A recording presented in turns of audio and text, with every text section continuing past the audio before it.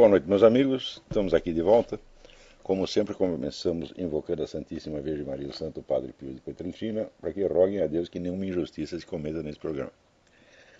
Por falar em injustiça, eu tenho a impressão que no programa passado eu cometi injustiça ao falar um negócio do Otto Maria Carpo, onde eu achei lindo, maravilhoso que se produzissem N edições piratas da história da literatura, pensando só no efeito multiplicador da coisa. Mas daí o meu amigo Zé Mário Pereira me escreveu do Rio de Janeiro, ele é o editor da Top Books, explicando que a coisa não foi bem assim, que essa editora particular, ela copiou, não é que ela publicou o texto da história da literatura, ela publicou a edição do Senado com todas as suas introduções, com toda a sua formatação gráfica, etc, etc. Ora, não há direitos autorais sobre o texto da história da literatura ocidental, porque o Carpo não deixou herdeiros, nem parentes. Nós, na época, procuramos, em tudo quanto é lugar do mundo, não tinha ninguém.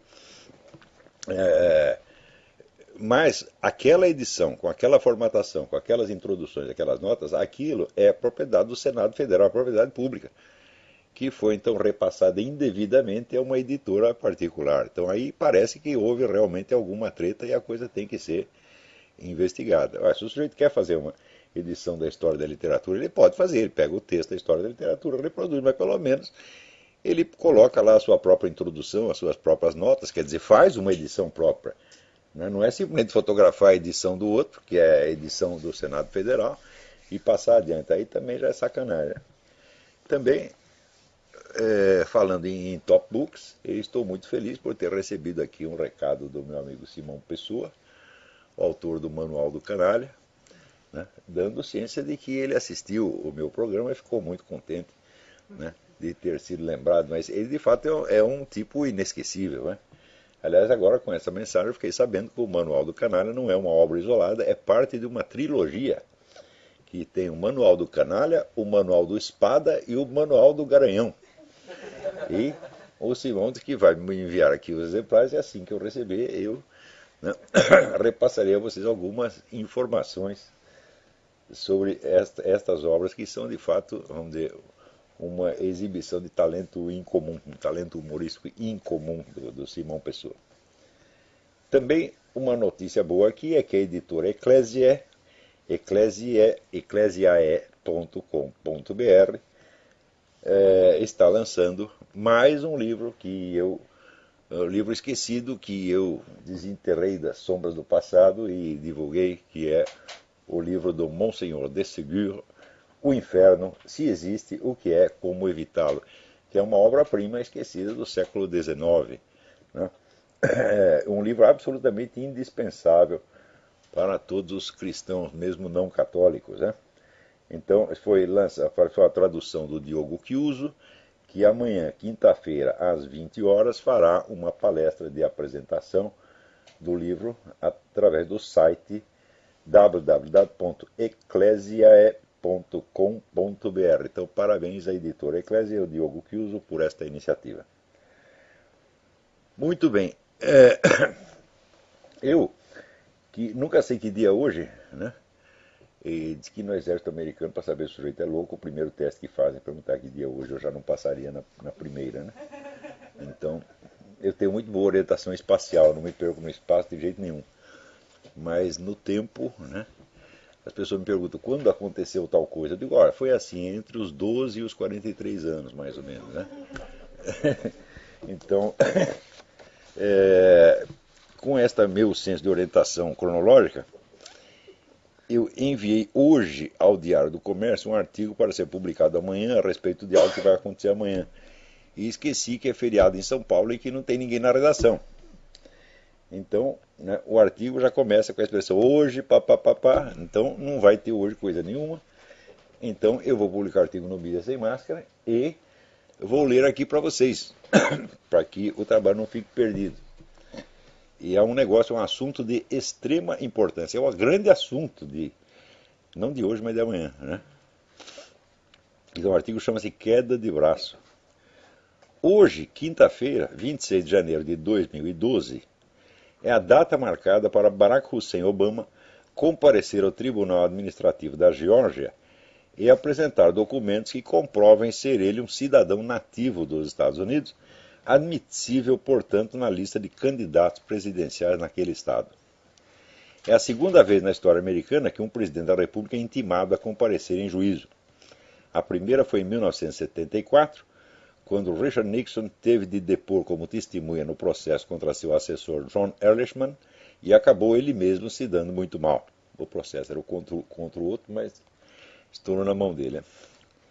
Os advogados de Obama tentaram livrá-lo do vexame, alegando que os estados não têm jurisdição sobre as eleições federais, o que é verdadeiro em tese, mas falso no caso concreto, porque admitir ou rejeitar candidatos nas listas eleitorais é de atribuição exclusivamente estadual.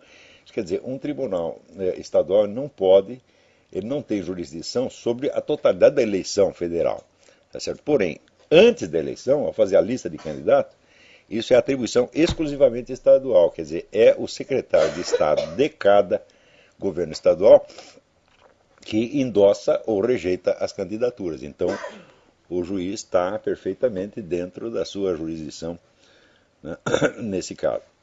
Argumentaram também que comparecer à audiência iria tomar o tempo precioso de um presidente ocupadíssimo, o que chega a ser cômico, pois entre todos os presidentes americanos, Obama tem sido o recordista absoluto de férias, viagens de turismo pagas com dinheiro público, festas milionárias e longas temporadas de golfe, tendo merecido os apelidos de turista em chefe e golfista em chefe.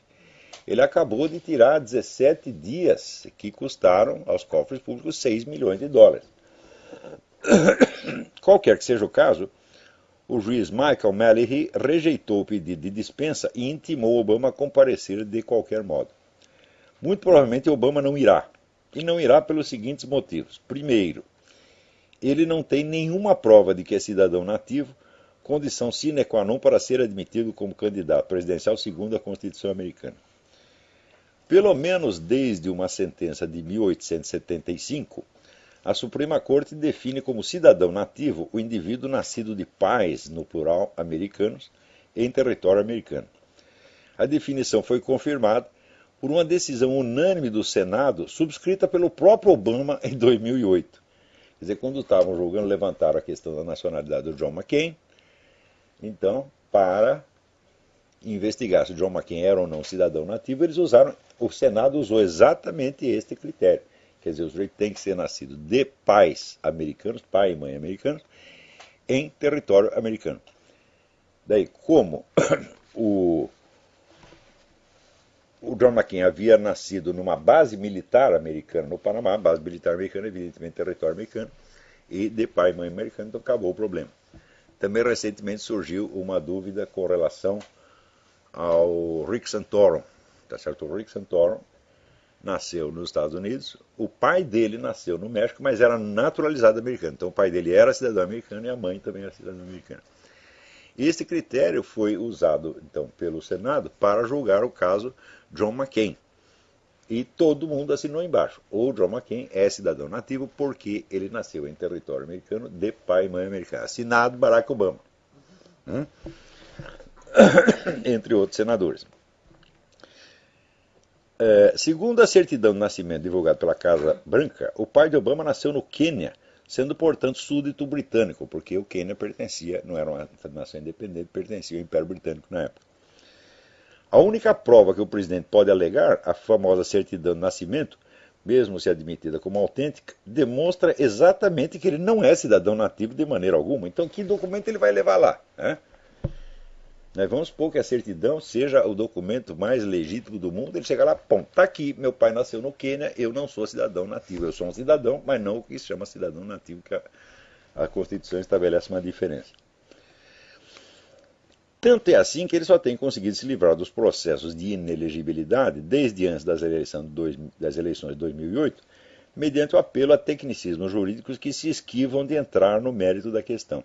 O principal desse artifício é negar que o autor da ação tenha legitimidade, o que aqui eles chamam standing, para reclamar no caso. Porque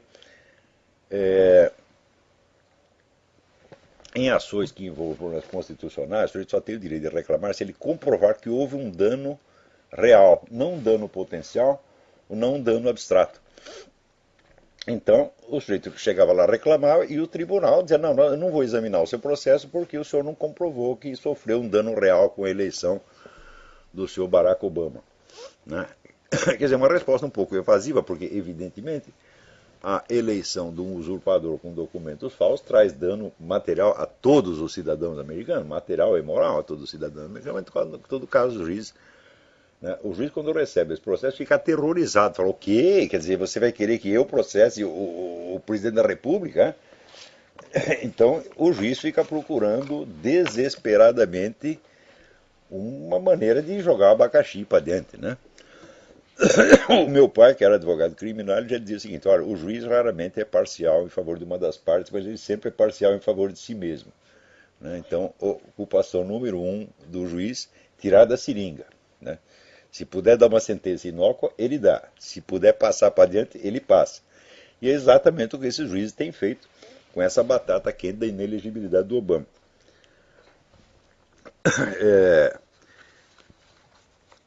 Agora, houve uns casos em que falharam, falhou, o negócio falhou porque os caras que apresentaram a petição tinham sido candidatos, então eles podem afirmar que levaram prejuízo. Né? Segundo, se a certidão de nascimento prova exatamente o contrário do que Obama desejaria provar, ela também não pode ser alegada em juízo por uma segunda razão. Praticamente todos os peritos que a examinaram asseguram que ela é falsa. Quer dizer, examinaram sobre vários aspectos. Quer dizer, um sobre o aspecto, vamos dizer, informático, mostrando que o negócio foi montado por Photoshop. Outro que é um especialista em artes gráficas, mostrou que o tipo de existe ali vários tipos de letras combinadas na mesma linha, o que simplesmente não é possível, não tem nenhum computador que faça isso.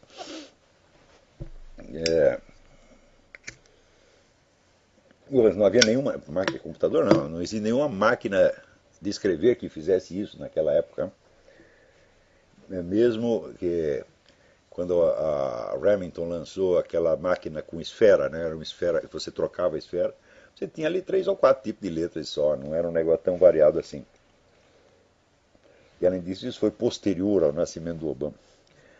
Os indícios de forjicação são tantos e tão patentes que tudo o que os acusadores de Obama mais desejam no mundo é que ele apresente esse documento no tribunal, transformando um processo administrativo de inelegibilidade num processo crime por fraude documental, forgery, que será certamente o maior escândalo político da história americana. Terceiro, não comparecendo, Obama pode ganhar tempo, esperando que o juiz Mallory repasse o processo a uma instância superior e esticando a embromação até as eleições de novembro. Mas há algum risco de que o próprio Tribunal da Geórgia, tendo em vista a ausência de provas de elegibilidade, suprima o nome de Obama da lista de candidatos, tirando-lhe milhões de votos e dando-lhe um exemplo que poderá ser seguido em outros estados. Isso é a batata, quer dizer, se a candidatura dele foi impugnada na Geórgia, ele não se elege de maneira alguma. Quer dizer, a situação eleitoral dele já não é muito boa. Mas você perder todos os votos da Geórgia, eu falei, isso aí é letal. Até agora, a disputa de... Esse é o aspecto mais importante da coisa. Até agora, a disputa de elegibilidade tem sido uma queda de braço entre a letra da lei e a dificuldade política, alguns diriam impossibilidade absoluta, de aplicá-la contra a força maciça de um presidente que tem a seu favor a totalidade da grande mídia, o aparato repressivo do Estado e uma vasta militância alimentada por financiamento bilionário incomparavelmente superior aos seus adversários. Nada me tira da cabeça que Obama foi posto na presidência por pessoas perfeitamente cientes da sua inelegibilidade, com o propósito específico de minar o sistema constitucional americano. Porque se você pensar bem, por que apresentar o Obama? Obama era um sujeito que tinha 4 meses de experiência no Senado estadual. Então, de Illinois, né? Era um sujeito que não apresentou projeto nenhum, não fez absolutamente nada, que já era um ilustre desconhecido, de repente, né, aparece, escolhe esse sujeito, sem razão nenhuma, e fazem dele, mediante uma campanha bilionária, um sucesso nacional. Por que esse cara? Não, porque é preto. Eu digo, mas escuta, mas tem um monte de preto para todo quanto é lado, né? Precisa ser logo esse. Quer dizer, tem tanto camarada com currículo, com uma folha de realizações impressionante, tanto no Partido Republicano quanto no Partido Democrata. Por que tinha que ser logo essa nulidade, que é um sujeito que não tem documento, cuja história é toda misteriosa, né, porque não é só a certidão de nascimento que não apareceu, é praticamente todos os documentos dele, que tem uma história esquisita do negócio de como que ele viajou para o Paquistão na época em que era proibida a entrada de americanos no Paquistão, quer dizer, com que raio de passaporte ele entrou lá, porque se ele tinha um passaporte de outro país, então ele tem dupla nacionalidade, o que o tornaria ainda mais inelegível. Então é um monte de história complicada. O sujeito é um mistério total. Então por que escolher logo esse? Eu digo só por inocência, que às vezes não perceberam que tinha esse problema. Eu falo, não é possível. Eu acho que foi todo um negócio calculado. Olha, nós vamos aqui fazer realmente uma queda de braço, nós vamos provar que o nosso aparato de propaganda, quer dizer, grande mídia, vence a Constituição americana, que nós temos mais força do que a Constituição e a letra da lei. Se nós conseguirmos isso, o sistema já está quebrado. Então, eu acho que realmente foi um plano, vamos dizer, uma articulação psicológica para obter exatamente esse efeito. Isso quer dizer que se amanhã ou depois, vamos dizer, algum tribunal provar, algum tribunal aceitar a prova de que o Obama é inelegível e até de que ele falsificou a certidão de nascimento, melhor ainda para esses caras que eles comprovaram, olha, nossa vontade prevalece sobre a Constituição, sobre a vontade do povo, sobre as leis, etc, etc. Quem manda essa coisa somos nós. Então, você vê que isso aí coloca em questão um dos problemas mais graves da democracia. Quer dizer, a democracia americana ela aparece sobre a base de uma certa unidade cultural e moral. Quer dizer, se você lê o livro do Benjamin Morris, né, do caráter cristão das instituições americanas, vocês vão ver que a Constituição e as leis fundamentais aqui, elas se erguem sobre um pano de fundo da unidade cristã, ou judaico-cristã, se você quiser, né? Ora,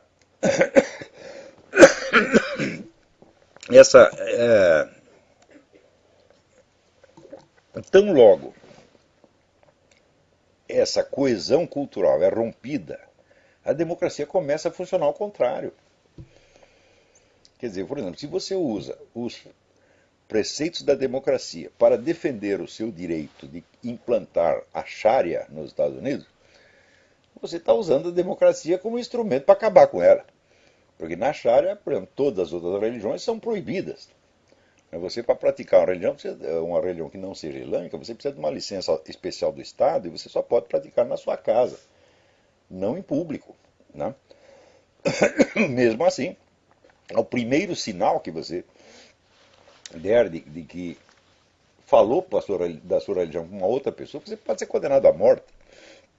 Outra coisa, numa democracia você pode entrar e sair de quantas religiões você quiser. Isso até virou palhaçada no filme tem o filme do Woody Allen, né? Que ele experimentava lá o Hare Krishna, o Rajneesh, né? Tudo para arranjar uma religião sob medida para a pessoa dele, né?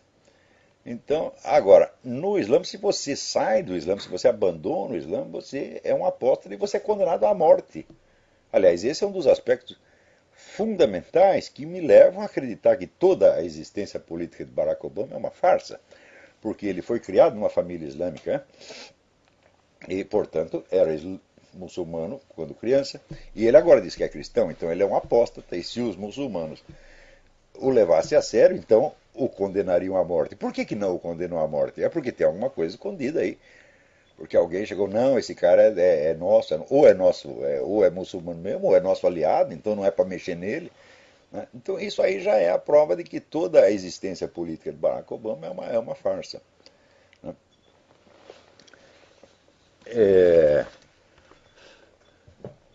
Então, quer dizer, a única maneira de você defender o sujeito desse é você mentir pra caramba. Que nem no Brasil, no Brasil tem mais adeptos do Barack Obama do que aqui. E os obamistas brasileiros são mais fanáticos do que os daqui. Um deles é esse louco desse Arnaldo Jabor, que disse, não, se os outros forem eleitos haverá guerra, não, vai ser a destruição do planeta, etc, etc. Ué, meu Deus do céu, da onde que ele tirou isso? Quer dizer, quando houve guerra, né, houve a guerra do Iraque, O Partido Democrata inteiro aprovou a guerra, meu Deus do céu. Né? Então por que, que a eleição do republicano é que vai causar isso aí? E, então, não, não podemos colocar esses racistas no poder. Olha, aqui nos Estados Unidos, se alguém levantar e disser que um candidato republicano é racista, ele é processado, meu Deus do céu. Ninguém diz isso. Outro dia teve um deputado, tal de Clyburn, que disse que havia uma vaga mensagem subliminar racista no discurso do Gingrich, quando ele chamou o Obama de o presidente do Vale Alimentação, Vale Comida, né? Food Stamp. Né? Esse é o Food Stamp President. Ele disse isso porque nenhum presidente dos Estados Unidos distribuiu tanto Food Stamp, tanto Vale Comida, quanto o Obama. Quer dizer, em vez de ele gerar emprego, ele dá Food Stamp para os caras, tá entendendo? Quer dizer, gera miséria e depois tampa o buraco com dinheiro público. Né? E daí esse Van Cliburn era um pianista, esse Cliburn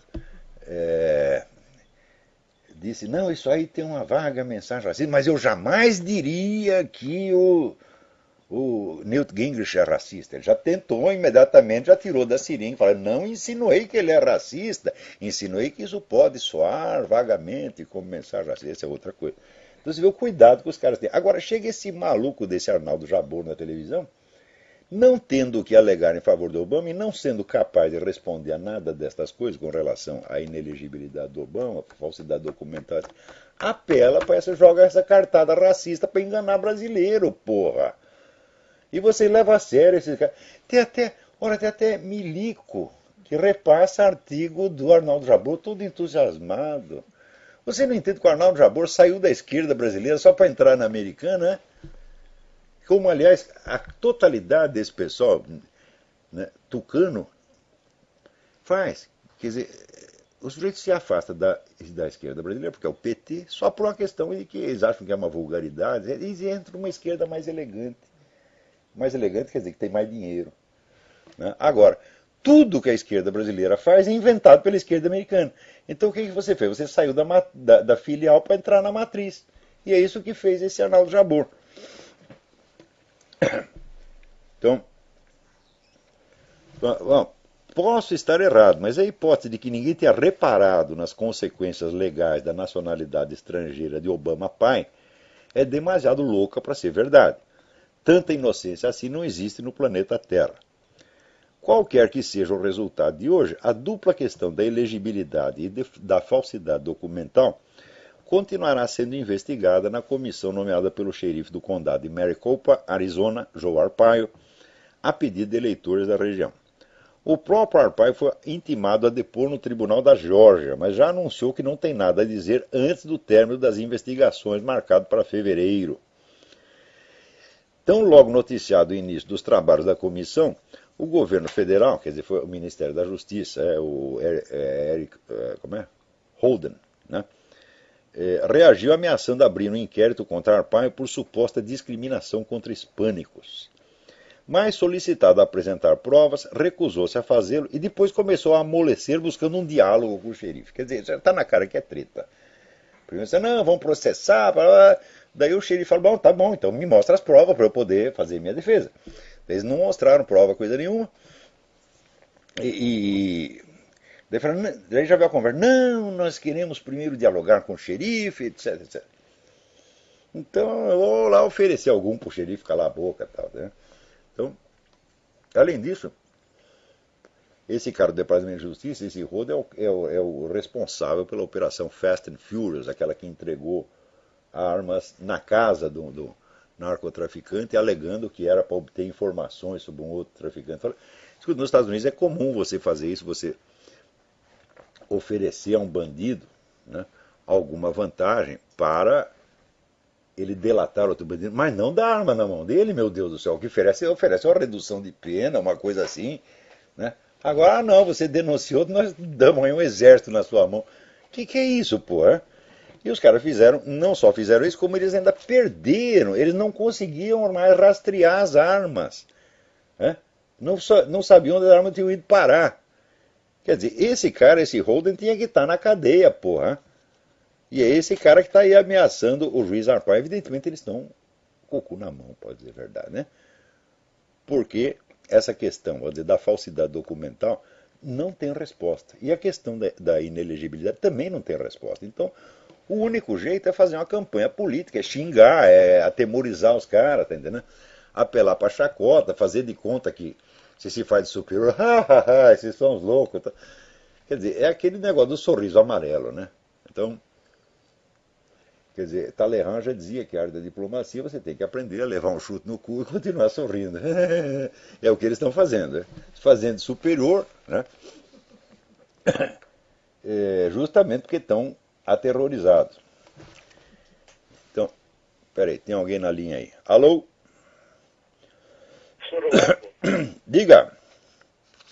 Aqui fala o doutor Lucas, de São Paulo. Eu falo doutor porque, como aqui agora no Brasil todo mundo chama de doutor, não me deu direito. Eu também sou doutor, então. Agora todo mundo, o Tiririca é doutor, Lula é doutor, Dilma é doutor, por que nós não, né? Tem razão, vamos embora. Olavo, você me perdoa se for irrelevante frente aos fatos que você está colocando aí. Eu até queria deixar o aspecto político da coisa de lado, porque eu estava conversando com um amigo essa semana e ele falou uma coisa que realmente eu notei e estava puxando na memória, até em uns vídeos aqui, e eu comecei a notar isso. O último republicano, ou um candidato que tinha um carisma ou uma boa comunicação, foi o Ronald Reagan, na constatação que nós fizemos aqui.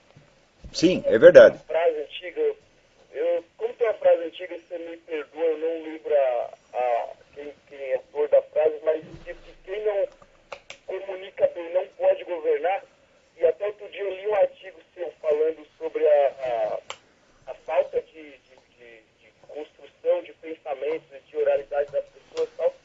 Eu estava realmente pensando se não é por isso um motivo de algum enfraquecimento republicano, entendeu? Olha, esse enfraquecimento republicano é proposital. Isso é coisa montada pelo CFR. Tem esse órgão que chama Council on Foreign Relations, que é um think tank montado pelos Rockefeller, que informalmente é o Vaticano da política americana. Quer dizer, quem não é aprovado pelo CFR simplesmente não entra na política. Você entrou, sai rápido. Tá certo? Então, raríssimos presidentes americanos não eram membros do CFR. Então, o que o CFR faz? Ele tenta manter os partidos, vamos dizer, num nível de competição muito brando. Tá, onde ninguém fala mal de ninguém, é tudo assim, pó de arroz, é troca de afago, tá entendendo? E não se pode discutir nenhuma questão substantiva. Como é que essa questão dos documentos do Obama não foi levantada durante a campanha? Porque o CFR não deixou, pô. Chegou lá pro João Marquinhos e falou, João Marquinhos, tu fica quietinho aí, né? Quer dizer, engole, né? Aceita a piroca e fica quieto e agradece, hein? E é assim o negócio. Então agora, por exemplo, o pessoal está louco por causa dessa ascensão do Newt Gingrich. O Newt Gingrich, que não é um candidato bom, ele não é o candidato ideal, ele está cheio de buracos aí, mas ele é um conservativo, de fato, entendeu? Então, o establishment do Partido Republicano já está aterrorizado, porque eles contavam com o Romney. O Romney é tão conservativo quanto o Obama. Né? A única coisa que ele quer conservar é a sua fama, a sua boa figura, né? Mas ele sempre votou tudo quanto era causa democrata. Né? Então, quando o Romney caiu e começou a subir o Gingrich, eles ficaram apavorados. Eles não querem o Gingrich, eles querem o que eles chamam aqui um rhino. A Republican in name only. Né? Eles querem mais um desse, como o John McCain, você tá entendendo? Ou como o Romney. Então, os próximos meses vão ser uma dureza para o Gingrich. Né? Eu acho que o Gingrich, já achava antes, o Gingrich é o melhor, é o menos ruim dos candidatos. Né? Então, esse enfraquecimento do Partido Republicano faz parte da história. Quer dizer, quando você elege um republicano, é como o George W. Bush. É um cara que já está comprometido com os democratas assim, até o pescoço. Ora, quando deu o ataque aqui do 11 de setembro, o que era a coisa mais óbvia para o sujeito fazer? A mais óbvio é o seguinte, é aproveitar o momento para destruir os seus adversários, os inimigos internos dos Estados Unidos, e dizer, olha, a culpa disso foi de vocês. Porque se esses caras não tivessem acesso, não pudessem entrar aqui, se não tivesse esse monte de lei que vocês fizeram para proteger os caras, não aconteceria isso jamais. Então era na hora dele destruir a esquerda americana, né? O que ele fez? Decidiu fazer uma união nacional e atacar o inimigo lá no exterior. Ora, porra, quem é que não vê que isso é uma desconversa? Porque o problema, de fato, o Saddam Hussein era um perigo, mas tem muito mais perigo aqui dentro. Contei para vocês semana passada que tem 35 campos de treinamento de terrorista muçulmano aqui dentro dos Estados Unidos. Além disso, tudo quanto é cidade e estado que está votando lei para favorecer a implantação da Sharia, meu Deus do céu. Isso é muito mais perigoso do que derrubar as Torres Gêmeas. O George Bush fez de conta que não sabia de nada disso. Ele disse, vamos aqui unir o país, a direita e a esquerda, todo mundo lá para combater o Saddam Hussein. Os democratas fizeram de conta que estavam juntos e 3 semanas depois começaram a dar punhalada nas costas do cara. Quer dizer, a derrota do George Bush, a desmoralização do George Bush, foi culpa dele mesmo. Ele aceitou isso. E note bem, se o cara não aceita uma coisa dessa, ele arruma uma briga com o CFR, meu Deus do céu. E para brigar com o CFR não é qualquer um. Agora, tem aí o Ron Paul que finge que ele está brigando com o CFR, com o Federal Reserve, etc, etc. Mas veja você, o Glenn Beck mostrou que toda a equipe incumbida de traçar o programa de política externa do Ron Paul é gente do George Soros. Então não se discute mais. A política externa do Ron Paul é a do George Soros. Portanto, votar em Ron Paul é votar na política externa do George Soros. Ponto final. Agora, o meu amigo aí, o Biratan Iorio, diz, não, estão acusando, né, deixa eu até se acho aqui o artigo dele. Eu não sei onde foi parar. O Biratan Iorio, que é meu amigo, é uma pessoa de alta confiabilidade, né, jamais faria uma baixeza, ele está lá defendendo o Ron Paul, né, dizendo o seguinte, estão acusando o Ron Paul de pacifismo, mas quantas famílias americanas já morreram, né? Quantas guerras já não foram feitas só para satisfazer políticos ambiciosos, etc, etc. Quer dizer, são aqueles argumentos padronizados, aqueles slogans. Então, em primeiro lugar, ninguém está acusando o Ron Paul de pacifismo. Nós estamos acusando o Ron Paul de ser anti-americano. O Ron Paul só abre a boca contra os Estados Unidos. É um negócio impressionante. Para ele, os Estados Unidos é culpado de tudo que acontece no mundo. Então, exatamente a propaganda do George Soros pela boca dele. Eu não estou dizendo que ele foi financiado pelo George Soros. Não é este o problema. Mesmo que ele não tenha recebido um tostão do George Soros. A política externa dele é a do George Soros. Portanto, é a política anti-americana. Ele chega, vamos dizer, o que ele mente contra os Estados Unidos é uma coisa impressionante. Não é questão de ser anti-americano. Todo mundo tem direito de ser anti qualquer coisa. Mas seja com base na verdade, como por exemplo, eu até comentei a semana passada o que ele falou do sistema judicial americano. O sistema judicial americano é racista, porque os negros são 12% da população e são 35% da população carcerária. Eu digo sim, só que eles são autores de 52% dos crimes. Então está faltando 17% lá. Então quer dizer que os negros aqui eles têm direito a cometer mais crimes sem punição do que os brancos, meu Deus do céu. Então o sistema é anti-branco. Não porque seja racista anti-branco, mas por causa da mentalidade politicamente correta, o juiz fica com medo. Quer dizer que se o criminoso é preto, pronto, o juiz tem que tomar cuidado, porque senão vão me chamar de racista. Então, se tiver um jeito de liberar o réu, ele vai fazer isso. Então, assim como, vamos dizer, inúmeras outras mentiras. Por exemplo, quando o pessoal fala, fizeram guerras para atender a políticos ambiciosos, etc. Político ambicioso, o George Bush. O George Bush se desgraçou com essa guerra e sabendo que ia se desgraçar, ele continuou até o fim. Quer dizer, ele sacrificou sua carreira política por algo que ele achou que tinha que ser feito. Não pode se acusar o George Bush de tudo, exceto de tentar se promover com a guerra. Você pode acusar ele de ter sido um imbecil, isso sim, tá certo? E você pode acusar ele de ter traído os seus eleitores em muitos aspectos, tá certo? Ele fez isso. Mas que ele fez a guerra para se promover, não, o que é isso, porra? Isso é coisa tão absurda. E além. Na televisão aparece aí o Jabor. Não, o cara fez a guerra, criou um imenso déficit, etc. Ah, Jabor, mas eles não tinham feito a guerra para ganhar dinheiro com petróleo? Hã? Você está acusando os caras do quê? De ganhar dinheiro com a guerra ou de perder? Hã? Quer dizer, então é o famoso per faz et per nefas. Quer dizer, você acusa o sujeito porque fez e porque não fez. E vai chamar isso de jornalismo? Isso não é jornalismo, isso é picaretagem, isso é propaganda comunista, Jabor. Você é tão comunista. Você pensa que deixou de ser comunista, mas você não é capaz disso, você não tem cabeça. Porque o sujeito, quando deixa de ser comunista, ele tem que fazer um exame crítico aprofundado. Não é assim. Agora não sou mais, troquei de carteirinha. Fala, não é assim, meu filho. Né? Então, agora, estou falando aqui da falsificação do documento do Obama, e na mesma semana, né, aconteceu aqui que um ex-assessor do Obama acaba de ser preso por quê? Por crime de falsidade documental. Isso quer dizer que o Obama, na sua equipe, pelo menos em 2008, tal, tinha gente capacitada para falsificar documento. Está aqui, o senhor Zachary Edwards foi preso na sexta-feira por tentar falsificar a assinatura do secretário de Estado do estado de Iowa, Matt Schultz. Está lá na cadeia o cara. Agora, foi só essa assinatura que ele falsificou, não falsificou mais nada, não. E você veja, o presidente está sob suspeita de ter apresentado documento falso. E na mesma semana é preso um assessor dele por falsificação do documento. Pô, quer dizer, o negócio está começando a dar muita bandeira. Peraí, tem alguém na linha. Alô, quem é? Alô, professor? Sim. Me ouvindo, professor? Perfeitamente.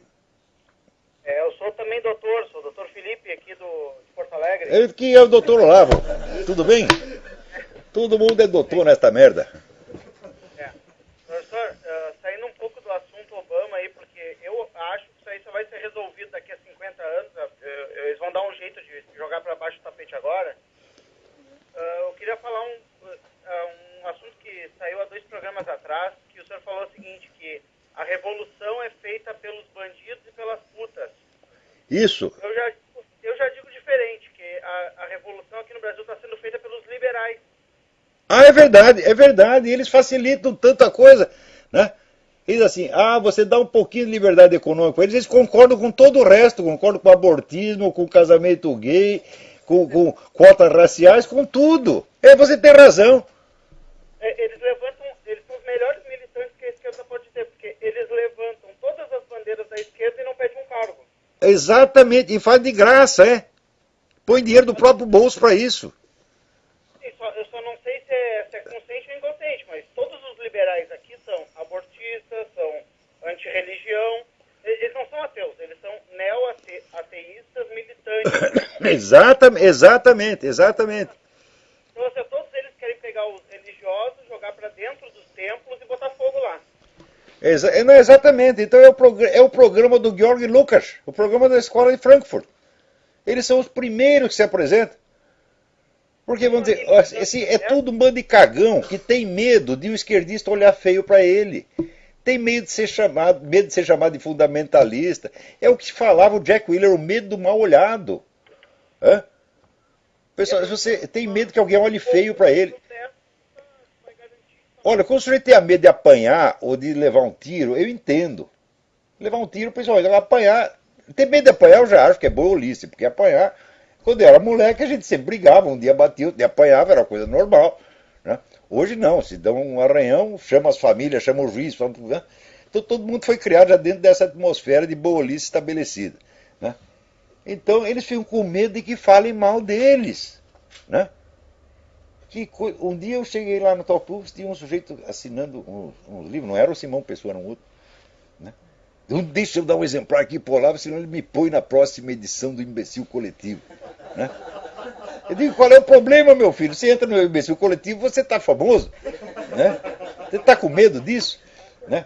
Outro dizia, eu sou aqui na carreira diplomática, eu não posso falar, senão eles acabam comigo. O que é acabar com você? Vamos mandar você para a Zâmbia? A Zâmbia tá cheia de guia pelada, rapaz. Aquilo lá é um paraíso do sem vergonha. O que tá reclamando, porra? Hã? Para encerrar aqui, eu queria indicar um blog chamado Conexão Conservadora. Lá tem um podcast e tem uns programas bons que estão saindo sobre os 10 princípios conservadores, comentados aquelas traduções do padre Paulo Ricardo. Ah, como é que chama o site? Conexão Conservadora? conexãoconservadora.blogspot.com. Eu vou dar uma olhada lá. Obrigado pela dica. Tá certo então, valeu. Boa sorte aí. Agora, aqui saiu também aqui um artigo do Francisco Santos, que foi vice do Juan Manuel Santos e é primo dele, dizendo, olha, eu não sei que merda esse meu primo está fazendo lá, porque ele está fazendo tudo o contrário do que prometeu. Ele traiu todos os seus eleitores, traiu todas as suas promessas, mudou de lado. Eu observei isso, pô. Porque eu estava lá na campanha do Juan Manuel Santos, eu acompanhei, eu vi o entusiasmo popular, que aquela multidão gritava o lema, no mais Farc, no mais Farc. Todo mundo entusiasmado porque o cara prometia acabar com as Farc. Agora ele não quer mais acabar, ele quer negociar, né? E dar aos caras acesso ao poder político, porra. Que é isto? Né? Eu acho que tem que tirar esse cara de lá sim, né? Quer dizer, como se não faltasse traidor na Colômbia. Agora, traidor antigamente era mais no sistema judiciário, né? Mas agora conseguiram botar um presidente. Veja você que a infiltração é um mecanismo natural de ação, modo de ação natural da esquerda universal. Eles não param de fazer isto. Agora, o pessoal de direita não infiltra, nem faz sentido, quer dizer, você não pode fazer. Tem sentido, vamos dizer, um católico conservador infiltrar no Partido Comunista? Você não vai fazer isso nunca. Agora, o comunista, como já vive da duplicidade, porque já dizia Cristo que o diabo é mentiroso e pai da mentira, então esses caras têm a mentira no sangue. Então, para eles, ele entrar num ambiente conservador, se fazer de conservador a vida inteira, só para ajudar em coisinha pequena de vez em quando, ajudar os comunistas em coisas pequenas, quando eles mandam, isso é coisa normal. Eu conheci muita gente, meu Deus do céu. Eu não disse para vocês, na editora Abril, tinha lá uma célula comunista chefiada pelo Roger Carman, que era da diretoria da Abril, e que não dizia uma palavra em favor da esquerda. Nunca, era tudo encoberto. Então, isso era normal. E quando a gente via essas coisas, que a gente adorava essas pessoas, a gente tinha uma admiração incrível pelo cara que conseguia passar por conservador a vida inteira. É por isso que aqui a resposta que o Dom Lourenço deu a respeito do meu negócio, aquele negócio que eu falei da infiltração, né, do pessoal da Tarica do Chon na igreja Sociedade São Pio X, do Monsenhor Lefebvre, essa resposta, eu espero que seja verdade, mas ela não é totalmente satisfatória, porque ele diz, não, eles nunca deram nenhum sinal de guenonismo, etc. Mas quem falou que é para dar sinal? Infiltração não é para você dar sinal de nada, porra. Você não infiltra um cara lá para ele ficar pregando coisa. Ao contrário, ele tem que parecer, né, mais conservador do que os conservadores. E de vez em quando o partido pega, quebra um galho aqui, coloca uma pessoa em tal cargo, né, me passa tal documento. É isto. Né? Você veja, leia nas memórias do Whittaker Chambers, que se chama Witness. Ele era um militante do Partido Comunista. Daí chamaram ele para trabalhar na parte clandestina. Como é que se faz isso? Primeiro, arruma-se uma briga entre ele e o partido, de modo que ele seja expulso do partido. Para daí ele vai trabalhar para espionar. É assim que se faz, pô. Agora você acha que vou infiltrar um comunista na igreja para ele chegar lá e ficar balançando um exemplar do Manifesto Comunista. Por que é isso, Dom Lourenço? A coisa não é assim. Então, gosto demais do Dom Lourenço, eu acho que esse grupo dele está entre as melhores pessoas que eu conheci na minha vida, tá, mas essa análise ainda não me satisfez, não respondeu a minha dúvida. Né? Alô, tem alguém na linha? Boa noite. Boa noite. Nova, Sebastião Carvalho de Marília, São Paulo. Sebastião Carvalho. É o nome do Marquês de Pombal, hein?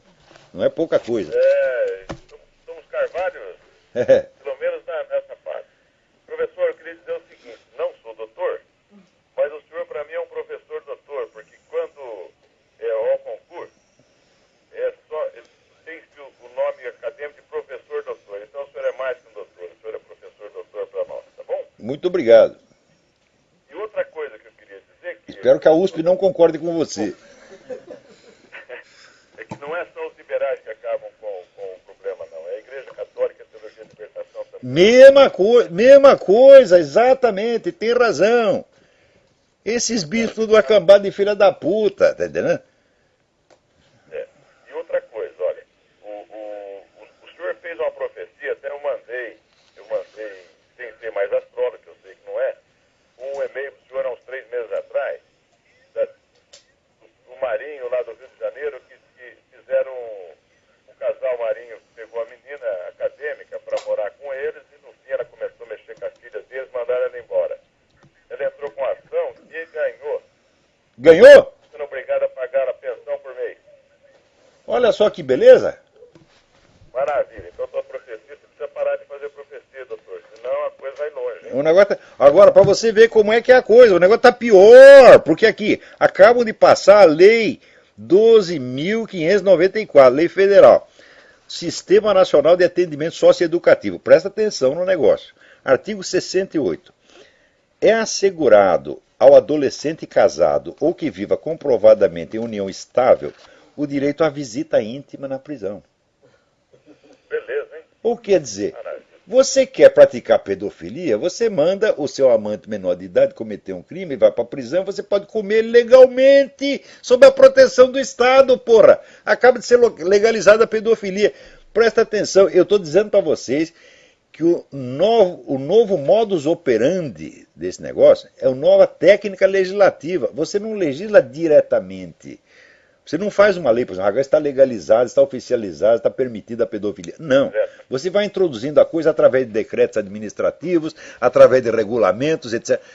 Vai roendo pelas beiradas. É exatamente o que estão fazendo.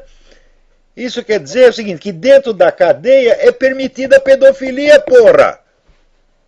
Professor? Oi? Professor doutor, né? Porque agora de hoje em diante eu acho que todos nós... Herr Professor Doctor. É. Professor doutor, tá bom? Perfeito.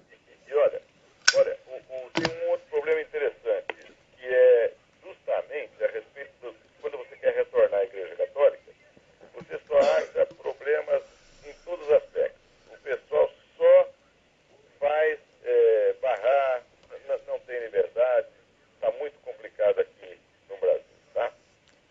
O negócio tá brabo, eu sei, porque você fica um tempo fora, você se desilude que a Igreja Católica sabe, depois você quer voltar, quando você chega não está mais lá. Você está entendendo? Foi substituído. Pior, é só teologia de libertação. Tem um monte de teologia de libertação, tem um monte de canalha aproveitador, que é murista, e tem o pessoal conservador, que é o melhor que tem, mas que está cheio de minhoca na cabeça também, tem mania de perseguição, você está entendendo? E tem umas ideias loucas também, umas interpretações malucas da história universal. Quer dizer, porra, cadê a mãe e mestra, hein? Isso aí você tá que nem o garoto que a mãe ficou maluca, você tá entendendo? A situação é esta, eu lamento dizer, mas é esta. Então nós temos que nos apegar naqueles pontos firmes. Por exemplo, nós sabemos que o Santo Padre Pio de Pietrelcina é a Igreja Católica.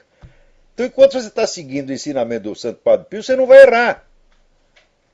Agora, bispo, cardeal, padre, toma cuidado com isso, hein? Agora, professor, doutor, o negócio é o seguinte, eu queria só lembrar o seguinte, acho que aqui em Marília só eu que sigo aí que o Obama está com esse problema nos Estados Unidos, e um outro aqui que acompanha esse programa do senhor porque é esquerdista. Mas ele acompanha, se falar qualquer coisa, ele sabe o que aconteceu. Eu achei interessante isso, uma ocasião conversando com ele, sabe? Então o programa do senhor é ouvido, acho que por mim e por mais umas duas pessoas. Agora ninguém sabe dessas coisas que acontecem. Ninguém sabe, pois é, vai ter a barragem da mídia. Esse caso da audiência na Geórgia, pelo menos foi noticiado, mas noticiado tão discretamente que é para ninguém saber. Quando na verdade você vê um presidente que é intimado a comparecer no tribunal, pô, uma notícia que tinha que ser manchete em todo o país, como foi no tempo do Nixon, né? Mas muita água correu desde o tempo do Nixon, né? Inclusive as grandes empresas de mídia foram todas compradas por um grupo de 5 pessoas, pô. Então agora tá fácil enganar a população, né? Então, gente, é isso aí. E o nosso tempo aqui está acabando. Tinha tanta coisa interessante para falar hoje, mas vai sobrar coisa para a semana que vem. Né? Tem 9 minutos? Ótimo. Aqui, por exemplo, o Obama fica falando, não, vocês só exploram os pobres, vocês têm só cobiça no seu coração, etc, etc. Ele fala isso do republicano. Daí foram ver, peraí, vamos ver quanto que vocês deram para organizações de caridade. Né? Então pegou lá o Romney. O Romney não é nenhum santo, né? O Romney deu 15% da renda dele para instituições de caridade. E o Obama deu 1%. Né? Veja você, hein? E olha que dinheiro não falta para o Obama. Agora, finalmente, houve um encontro emocionante. Cesare Batista encontra Tarso Genro. Meu Deus do céu! Né? É aquele negócio, nunca te vi e sempre te amei. Né? Não é comovente? Comovente também esse negócio, o pessoal que fez passeata lá para defender a integridade da Cracolândia. Né? Eu estou lendo aqui no Reinaldo Azevedo que ele dá uma lista de entidades, ele tem razão. Tem mais entidade do que militante o negócio, pô. A lista não acaba mais. Conseguiram juntar umas 600 pessoas, né? E fizeram lá. A integridade da Cracolândia é uma questão humanitária. Né? Olha aqui, os direitos dos craqueiros, ou cracômanos. Né? Ó, tem uma entidade aqui que chama Dolores Boca Aberta Mecatrônica. Puta merda, o negócio é brabo. Então, quer dizer, o pessoal já perdeu totalmente o senso. Né? Agora, falar em perder o senso, sai aqui uma crônica do Luiz Fernando Veríssimo descendo o cacete no tal do Big Brother Brasil. Diz, isso é uma imoralidade, tem que parar com isso. Eu digo, Veríssimo, você é o pai da criança, porra. Toda essa intelectualidade esquerdista brasileira não achava lindo o negócio do sex lib, gaysismo, etc, etc. Vocês são especialistas em querer a causa sem querer o efeito. É que nem Teodoro Adorno, que vivia pregando a rebelião estudantil. O dia que foram fazer a rebelião estudantil na classe dele, ele achou ruim. Né? É assim, sempre assim, é o lema, é no cu dos outros. É isso? Então, é que nem o Sérgio Brito, que escreveu o livro de memória, o autor Sérgio Brito escreveu um livro chamado No Palco dos Outros, que o pessoal dizia que era pau no cu dos outros. Então, isso aí virou, lema universal, porra. Né? Agora está aqui reclamando. O Big Brother Brasil não é nem um programa cultural, nem educativo, nem acrescenta informações e conhecimentos intelectuais aos espectadores, nem aos participantes. Você tem toda a razão. Só que comece por confessar. Meu filho, faça que nem eu. Eu, por causa de 2 anos de participação na esquerda, até hoje eu peço desculpa. E tento consertar, tento limpar a merda que eu espalhei. Agora, você espalha a merda durante 50 anos, depois fala uma coisinha contra e acha que se limpou. O que é isso? É que nem Arnaldo Jabor. Daqui a pouco tu volta lá. Né?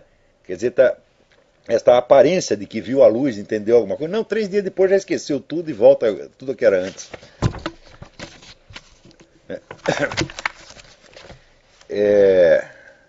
É que nem Fox News deu a impressão de que era conservador, agora já está cheio de feminista, esquerdista, é sempre assim. Agora, vocês viram o discurso do Obama, do State of the Union, foi discurso eleitoral, ele dizendo, não, nós criamos 3 milhões de empregos. É mentira! Tem 3 milhões de emprego, merda nenhuma, o desemprego aqui está em 16%, porra. Agora, é o tal negócio. O pessoal deixa ele falar isso porque ninguém acredita. Nem os adeptos dele acreditam no que ele falou lá. Quer dizer, é pura autopropaganda. Agora, tá falando de perseguição à religião, aqui tem um pastor criacionista que criou inclusive um museu criacionista. Daí, o cara estava fazendo muito sucesso, inventaram que ele estava pregando, né, a desobediência civil, pregando para o pessoal não pagar imposto. É mentira, ele nunca fez isso. O cara está na cadeia faz 5 anos. Né? Está vendo como é que se implanta aqui o evolucionismo? Não é por argumentação científica, é prendendo os caras, demitindo, sacaneando, boicotando. É assim que se faz. Né? Então é por isso que eu digo, a classe científica, meu filho, é tão confiável, tá certo, quanto a quadrilha do Al Capone. Quer dizer, a fraude científica se tornou norma. Nos últimos 40 ou 50 anos virou norma. Né? Então, aqui, por exemplo, tem uma lei, em alguns estados tem uma lei que obriga você a apresentar os dois lados de uma questão, por exemplo, aquecimento global. Tá certo? Só que eles fazem de tal maneira, né, que o professor seja forçado a defender o aquecimento global e ele não é forçado a apresentar o outro lado. A lei simplesmente diz que é para apresentar, mas não tem meios de você implantar isso aí. Né? Então, aqui, o negócio da questão da elegibilidade do Obama, né, também está sendo questionado em 2 outros estados, quer dizer, tem outras ações em Massachusetts e no próprio estado do Obama, Illinois. Tá certo? Quer dizer, coisa como essa que está acontecendo na Geórgia pode acontecer em outros estados a qualquer momento. Esse negócio vai dar um trabalho maluco, porque é realmente uma queda de braço e os caras apostaram que eles são, vamos dizer, entre o Obama e a Constituição vale mais o Obama. E eles querem impor isso, isso é fundamental, uma operação psicológica da mais alta importância para essa gente, para quebrar a espinha dos Estados Unidos. Então isso vai dar muito trabalho. Mas, de qualquer modo, a verdade vai acabar aparecendo. Né? Se aparecer tardiamente, ela pode até ser reaproveitada pelos próprios caras. Quer dizer, usa o Obama, joga fora que nem papel higiênico e trata de tirar vantagem da situação em seguida. Esperem e verão. Então, eu acho que o nosso tempo já acabou. Até a semana que vem. Muito obrigado.